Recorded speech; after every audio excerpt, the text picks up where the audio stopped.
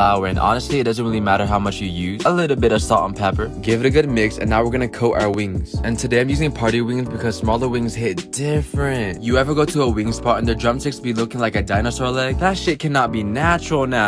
Anywho, once the chickens are coated, we're gonna take them out and fry them outside. It was a beautiful day, so why not? Fill your pot with oil, medium-high heat, and once your oil reaches about 350 degrees, we're gonna toss our chickens right in and fry for about 10 to 12 minutes or until they're golden brown like this. Once our chicken is done, we're gonna let it vibe out on the side. Now it's time to make our sauce, which is just melted butter and lemon pepper seasoning. Take the sauce and pour it all over our wings. Give the wings a couple shakes. Boing, boing. Look at my face, look. Let's go! That's what I'm talking about. Throw it on a plate. Add some parsley. A couple slices of lemon to be bougie. Let's get it. It really doesn't get any better than this, alright? Aha. You don't gotta go to a specific wing spot where you try to order. They're like, name. Make this at home. This cooking shit is easy.